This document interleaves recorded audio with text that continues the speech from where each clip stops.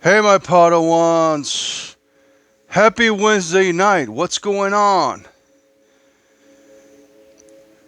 So, I did want to do a show on Tron, but apparently no one wanted to be my co host. I, uh, I sort of wanted to do a camera sort of radio show and talk about Tron, but nobody came around, and I think people are just too afraid to get on camera. Okay? I don't know. So, this is going to be a Tron super show, pre-show to the movie. The movie comes out next week. I do have my ticket for October 9th, preview night on Thursday. So I will be watching it for free. One of the first people to watch it ever in the world, and I'll be there. And I got the free ticket. Now I sort of wanted to do a show like this and call it like chill with Jedimiller and the Silver Bullets. I was trying to come up with a name, and I think I like that name. What do you guys think about it? Leave me a comment. Something like, Jedimiller and the Silver Bullets. I like the sound of it. I know it sounds a little crazy, but it could be like the next radio thing that I'm going to do. Chilling with Jedimiller and the Silver Bullets. And when I said Silver Bullets, it's because I got Coors right here. Cheers.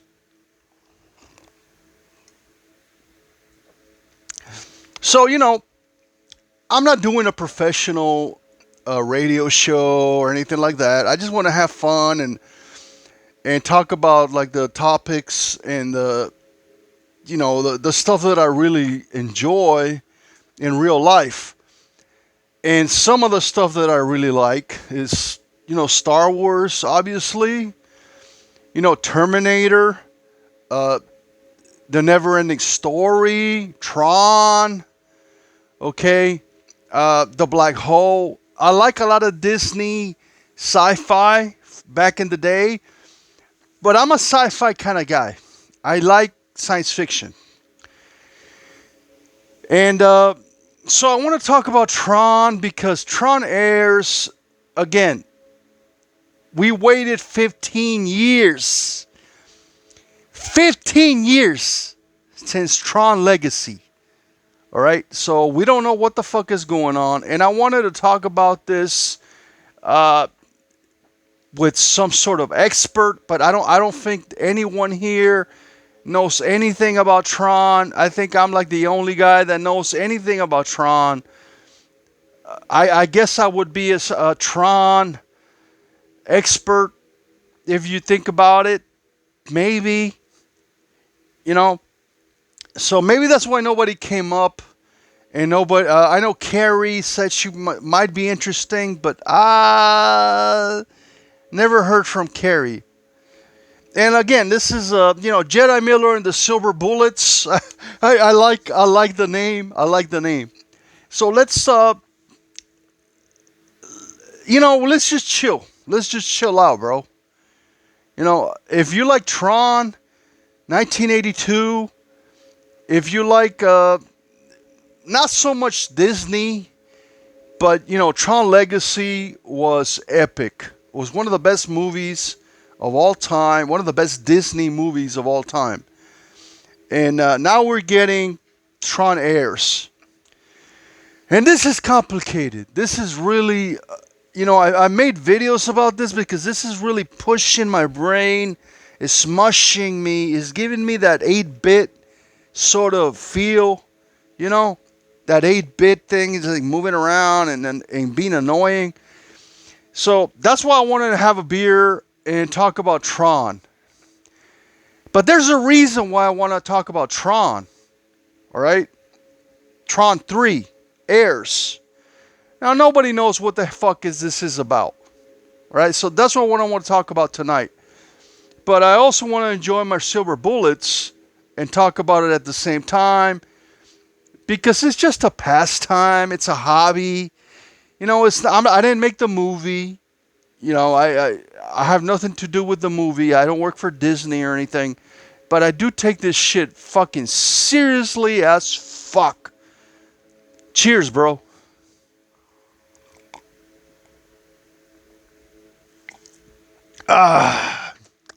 You see, that's a good beer. That's cold as fuck. Now, where do I begin? Now, I could have waited to the movie next week and do a review, and I am going to do a review of the movie. Trust me. If I don't like the movie, I don't know if you guys saw my review for Superman. I said nothing. I said nothing for Superman. But this is going to be a little different because I know that it's still the same studio. It's still kind of the same people working on the movie. But I want to go back in time to 1982 and why I got so interested in Tron. Now, I went to see Tron as a kid in 1982. And I was born in 72. So I had to be 10 years old or 11 years old to go see this movie. And I remember seeing this movie at the movie theater so many times. It was fucking epic. It was just, you didn't have to understand what it was. But it's mostly about friendship and hope. And okay, I know that Disney wanted their own Star Wars. They even say this in a lot of the commentary in the DVDs. A lot of those. They even say that. Okay, 20th Century Fox had Star Wars. We need Star Wars. So they kind of wanted to make like a science fiction. So Tron kind of stole from Star Wars a little bit. When it comes to like the journey. The hero's journey, you got the bad guy. What is it? The MCP. You got the light side. You got the blue guys, and you got the red guys. So it's kind of like, similar to Star Wars. And you have like the old guy, sort of like Obi-Wan Kenobi, and like Luke Skywalker. The hero. So they even admit that they sort of stole a little bit from Star Wars when they were making this movie. And that's fine. I like Jeff Bridges from Starman. Okay, Starman is one of my favorite movies. But I know that was a little later. I think that was 1984. But it kind of connects, It kind of connects because Jeff Bridges sort of was... He was not really like a sci-fi actor or anything, but, he got into it. He was in Tron. And if you guys don't know, Jeff Bridges is a really cool guy. And I got to meet him probably 5-6 years ago. And he signed my CD, and I got to talk to him. He's a really nice guy, So I sort of have a connection to Tron. Now, let me start from the beginning. When Tron came out, I remember I never had the toys for Tron because they were scarce. I mean, in 1982, I think they had a couple of like light cycles and a couple of toys. It wasn't like Star Wars, like the merchandise. It wasn't everywhere. You know what I mean? It wasn't like everywhere. Tron had a couple of toys, like the Black Hole had a couple of toys. A lot of the Disney sci-fi movies, they weren't like Star Wars. It wasn't like a major, merchandise campaign. I hope you guys can hear me okay, because I am using my headset. And I might be going off for a little while, because I'm excited about this movie, man. This is Tron 3. Tron Heirs. Salud, bro. And I might get going on for a while. All right? So, The movie came out, and I used to go to Disneyland. This all relates to Disneyland and the arcade, because the reason Tron became so successful was because of the arcades. Okay, as kids, we go to the arcade. I spent hours in the arcades, playing all the video games and all the consoles, and I used to have a bunch of quarters. So I started out going to Disneyland. Disneyland had an arcade in Tomorrowland. I don't know if you guys are aware of this, but you could go to Disneyland and you didn't have to ride anything. So I would go to Disneyland in 1983, 1984, after the movie came out. And they had the Tron disc, arcade version, and then they have the other, the regular Tron game.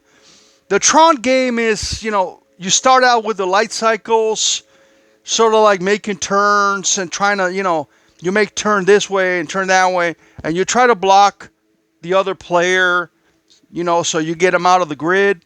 So it's a really cool game. And then the other part of the game was the tanks. These are, where you're driving the tanks in the game, and, you're going through these mazes. It's like a maze, and you're shooting the other tank. That's another part of the game. And then the other one was the viruses, like the spiders. There's these spiders that are, basically like viruses. And you're shooting the MCP system with your disc. And that's part of the game, the video game, the arcade. So I remember going to Disneyland and being at Disneyland, like, forget the rides. Who cares about the goddamn rides? I go to the arcade, and I think I went with my sister or my mom one time. And I was like, I don't want to go to the rides. I just want to go play Tron. Because it was the only place, Disneyland, California, was the only place where you could play Tron. I mean, they only had one machine. One. All right? That's it. And I sit there, I put in a quarter, and I play there for hours and hours. It has this joystick and the music. And, there's the cabin is right there with the music, and, it surrounds you with the neon colors. And you start out, again, you start out with the light cycles, it's really cool sound. And then you go out and, shooting the digital spiders and stuff. It's really, really cool. And then you're shooting the MCP, the rainbow. It is like a rainbow color shield that's moving, sideways. If you played the game, you know what I'm talking about. So, this it's sort of like Breakout on Atari.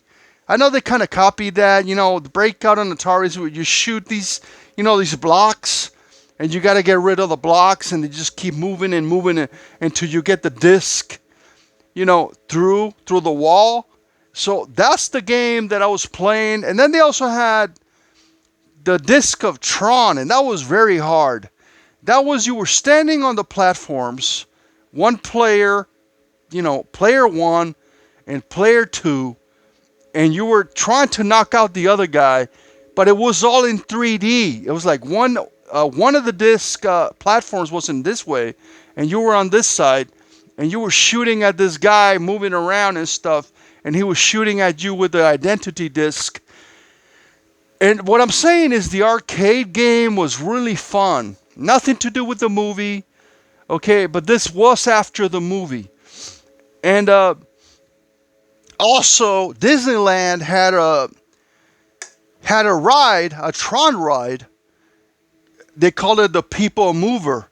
And the People Mover was on the top, like these, these cars. You get into these cars that fit like 4 people. And you would go into the world of Tron in this tunnel. It was like a tunnel. And when you go into the tunnel, all these lights start coming at you. And you would turn around and you see like the light cycles zoom in at you like that on one side and on the other side. and and then you get to these. It was really cool. It was basically just like a, you know, like a ride, but it was just like, it was just moving. It was called the People Mover. So I really like that, and they got rid of it. It doesn't exist. I'm talking about 1980s. All right. If you've never been on it, you don't know what I'm talking about. But it was sort of like a tunnel with neon lights, lasers, lights, and 3D lights, and they got rid of it.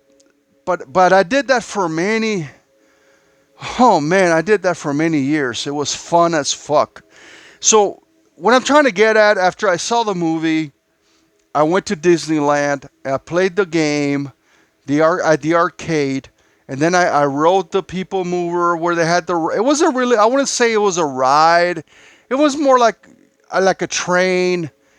Like a train ride. They called it the People Mover. It's like on top of a thing, and it was fun. And then after that, we didn't have anything. So I did see Tron eventually on TV a couple of times, like in 84, 85. And then you never had anything about Tron for like what?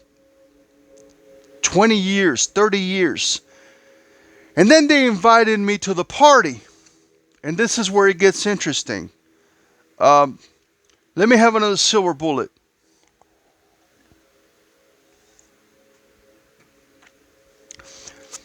There was a 40th. No, I confused it with a 4K because they just came out with a 4K. They have the 4K version of Tron, and they have the 4K version of Legacy. All right. Sorry, this shit is strong. I put a lot of lime in here. So when it came to the 30th anniversary of Tron, my friend Jay West, who was working on the DVD and the Blu-ray, he worked for Disney. He invited me to the party. He's like, "You got to come to the party. It's in Hollywood at the Chinese Theater. We're gonna have Tron. We're gonna have the director. We're going to have Sid Mead. We're going to have all the people that worked on the movie. They're all going to be there. And you got to come, and it's all you can drink." All right. And I'm like, "Oh, fuck, it's all you can drink, bro?" I'm like, "Yeah, it's all you can drink." So, unfortunately, my friend Jay West died of cancer. But I do have a picture, and I met him at the Chinese Theater. And yeah, he died. He died about 15 years ago, 16 years ago. So I don't want to talk about that too much. But Jay was part of the Tron Disney legacy. He was part of the Tron team, and so he invited me to this party. It was VIP. And I invite a friend, and I show up to this party, and we watched Tron at the Chinese Theater on IMAX 30 years later. And then after that, we go back into this, there's a DJ dressed up like Tron. There's like people dressed up in costumes. They have the media. I get interviewed. There's interviews. There's celebrities. Everybody's there, right? Now, Jeff Bridges did not go, but Bruce Boxleitner was there, the original Tron. Steven Linsberger, the director, was there again, and I got to meet him. We hang out there was a room back there where they were talking about like the special effects, because these guys were nerds, guys. These guys were fucking nerds. All right, these guys were computer programmers. All right, so these guys didn't get any girls. That's why they made a movie. All right. So, these guys were like, the people that made the movie were actually like really into computers. So, like Steven and a lot of the the people that worked in the special effects, they were like really total nerds, like really nerds. And I'm talking about, like the movies, Revenge of the Nerds and shit. So they would just sit in their room 24 hours a day, playing video games. These guys were gamers, all right? And designing and drawing in a computer. And that's how they came up with the movie. So let's make the movie. So when we met up in Hollywood, all they talked about was the nerdy shit, like, the special effects, the CGI. It wasn't really CGI. It was mostly drawing the grid on a computer. Now, back in 1980s, in the 70s and the 80s, when you made a computer art, you actually had to draw it with like a digital pen, with your mouse. It was all weird. Apple, IBM. It's not CGI. It wasn't CGI. It was actual art. It was work. It was work of art that you had to put into a computer, and then you would tell it what to do. And you would have the 3D models. You had the 3D model of Tron, the 3D model of the MCPs and all the other programs, and you made them kind of move. And like they put a lot of work into the the light cycles, the neon colors, the recognizers, making the grid sort of shine with the colors. They spend a lot of time with the making the world of Tron, and it was not easy. And I'm talking about the original 1982 version. But so what I'm saying is, I went to this premiere of the 30th anniversary, and it was not 4K. What it was just a celebration of 30 years. And again, I got to hang out with my friend Jay. Was a collector of Tron memorabilia. And he had all the Tron originals. He had the Tron helmet, all the light cycles, all the Tron toys. And again, he died of cancer. I don't know what to think about that. That pisses me off, because the last time we talked on Messenger, well, anyway, he died. So I don't know what happened to his collectibles, but we got along because I collected Star Wars and he collected Tron. And we were best of friends. And I do have a picture of him that I posted. And he was into documentaries and all that. But, it makes me sad that he had to die from cancer, man. Anyway, so I went to this party with a friend of mine. And I started drinking a lot and dancing like crazy. And I got to meet a lot of people. And it was really fun. And, that was just the 30th anniversary. And it was great fun. I got to meet everybody and all the autographs, and it was fun. Let's move on to Tron Legacy. Now, Tron Legacy, that came out a little later, right? And I went to see Tron Legacy in 3D. Now, if you don't see Tron in 3D, my God, what is wrong with you, bro? All right, Tron is meant to be seen in 3D. Right? Just because the grid, and when I say the grid, there's this plane of reality that is just squares. It's just, the grid is just squares. One square here, one square here, one square here, one square. It's just, basically, it's just simple. It's like, it's like a cube.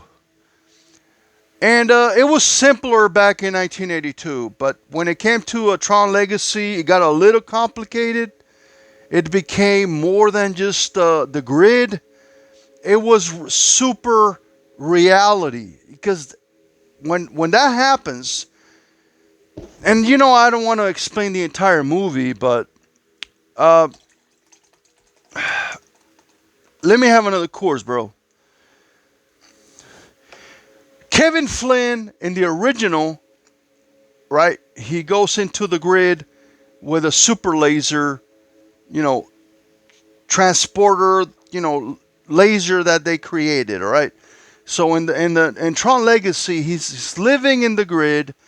He's a digital program, but he is the creator. He's like God. And I can't explain the entire Tron Legacy or Tron lore. You know, it's really hard to understand the entire thing.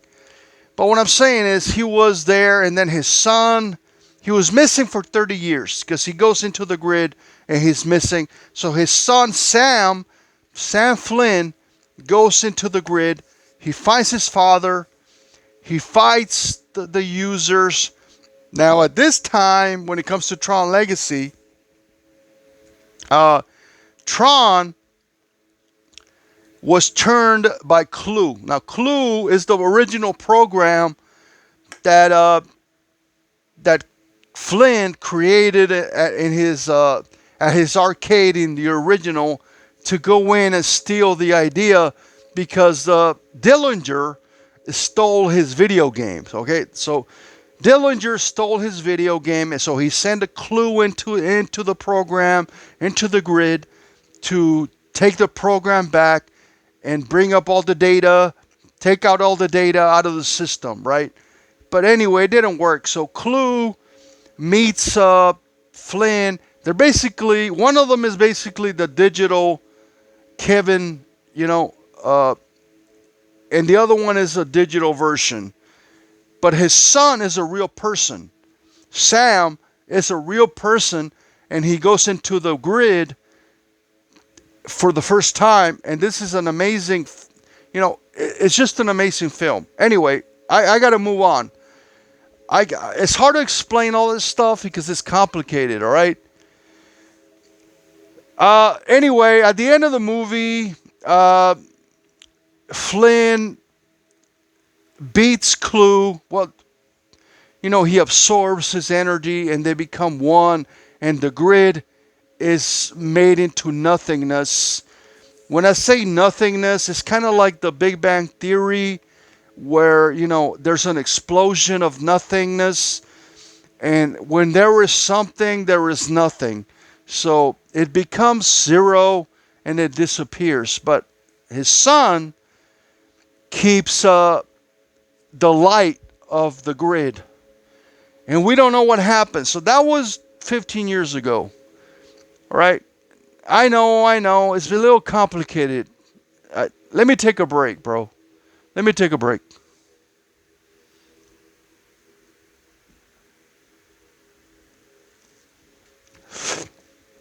It's just so much to talk about, bro. So anyway, look. The bottom line is that Sam Flynn has disappeared. We don't know what happened to Quora. And this movie starts out with artificial intelligence. You know, AIRS. This is an artificial intelligence program created by Dillinger, the son of Dillinger, the family of Dillinger. When I said Dillinger, this is Encom. All right, Encom is the company that was you know, going against the grid, against the users.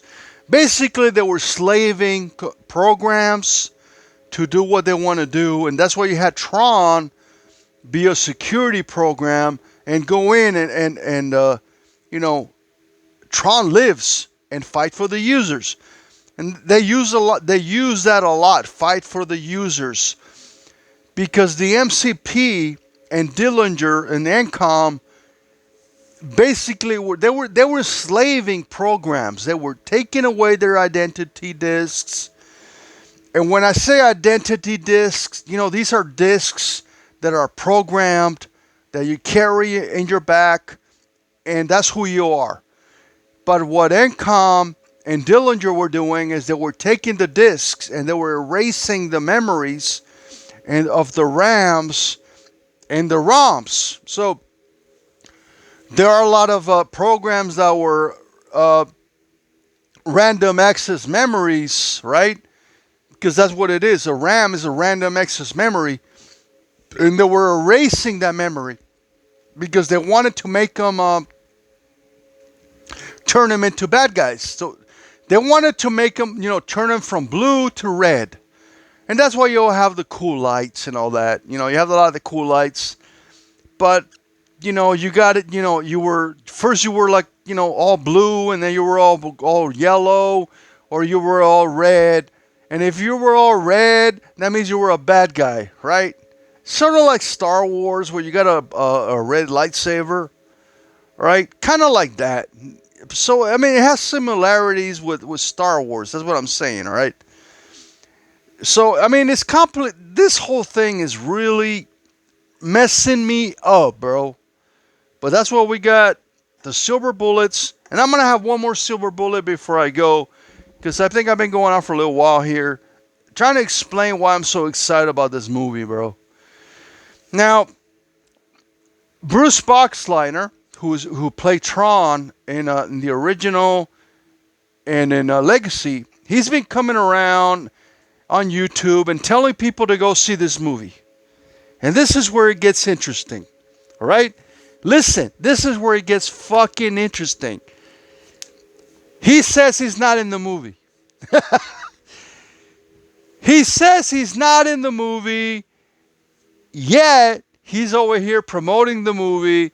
He's telling people that they should go watch it, And so what I really think is going on here is one of these things where, the actors are not supposed to tell the audience and the media that they're in the movie.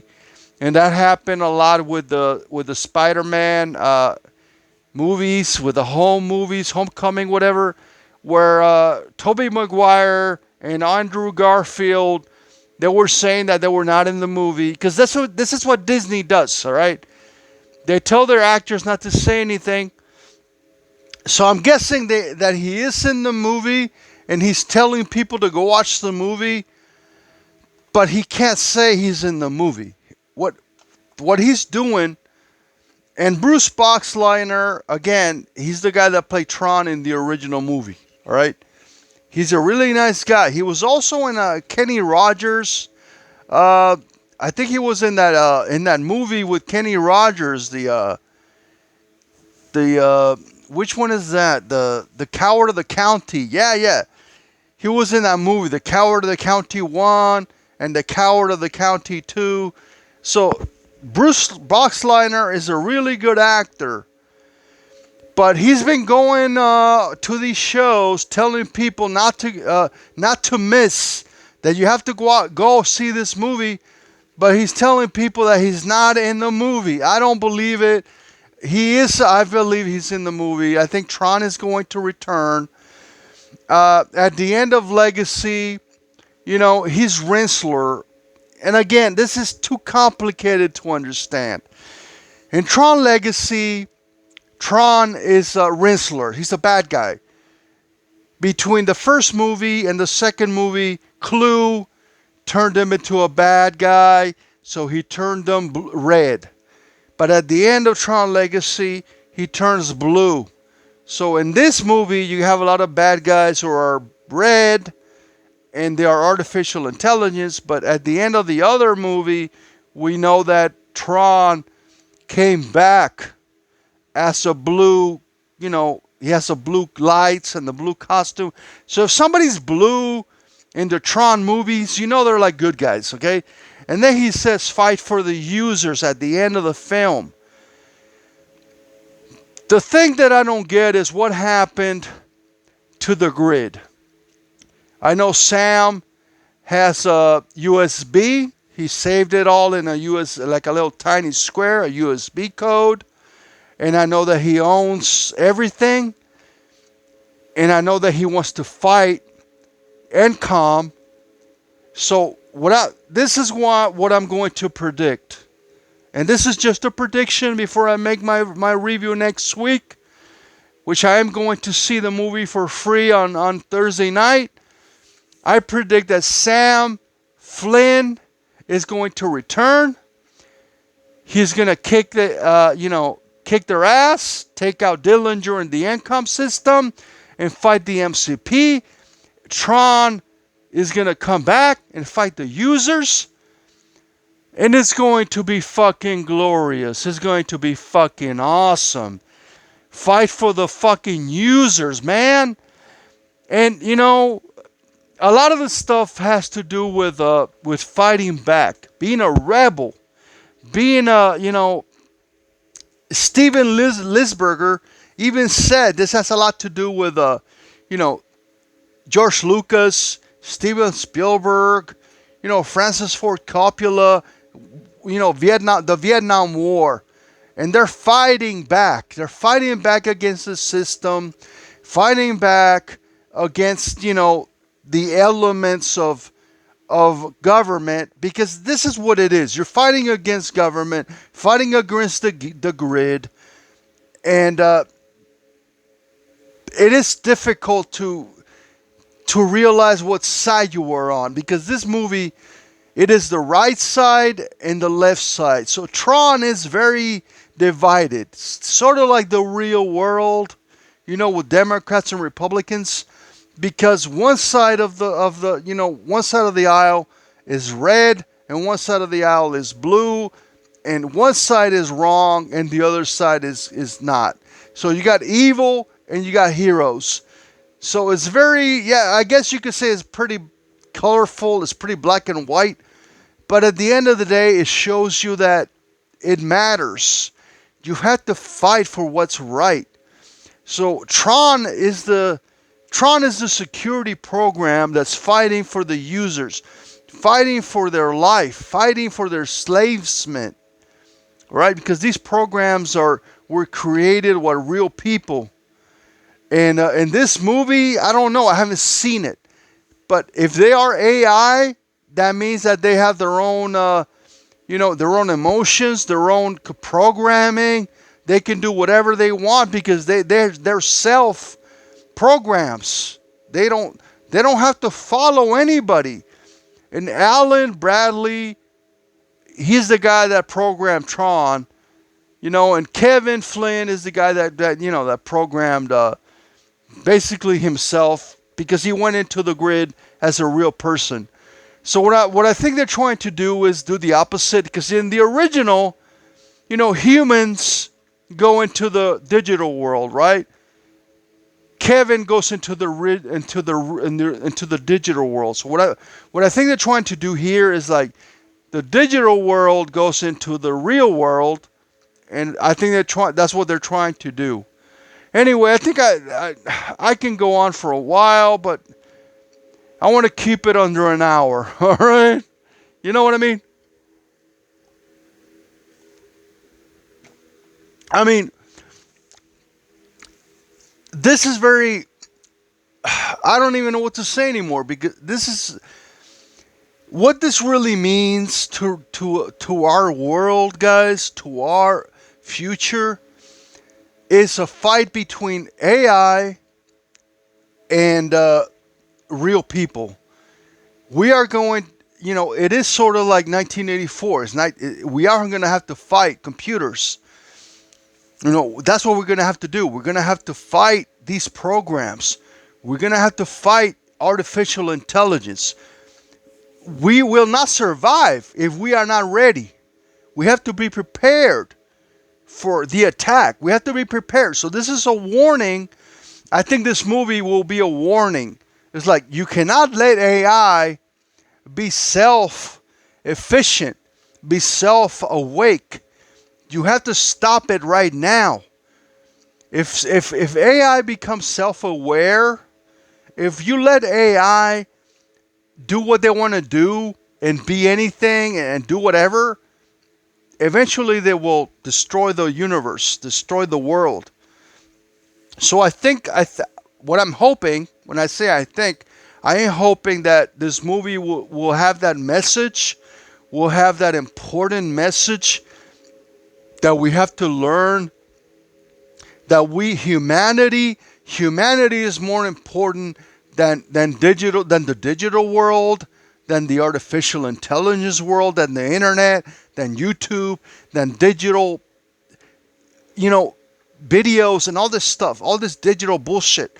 Humanity, human emotion, all right? Real people is more important than this digital bullshit. Because this digital bullshit is going to go away. And we are at war with digital people.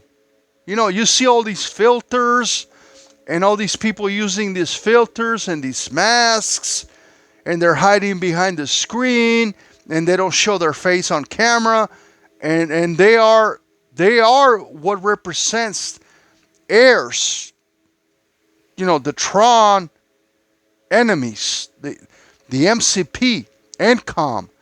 So in the end, guys, that is very simple. Listen, it's very simple. You're fighting humanity. When I say humanity, I mean no internet, no digital world, no TVs, nothing. Just raw humanity versus now it's all digital world, right? We all meet in the digital realm. It's all digital. You are digital. I'm digital. We're not real people. Nobody's real. So that's the war that we have to fight in Tron. And I will give you my review next week, guys. I promise you. If this is the important thing is, if it's it doesn't matter if it's a bad movie. It's the message. If the message gets to you, that's what matters. I gotta go, guys. I'll see you guys soon, and may the force be with you. Goodbye. Tron lives.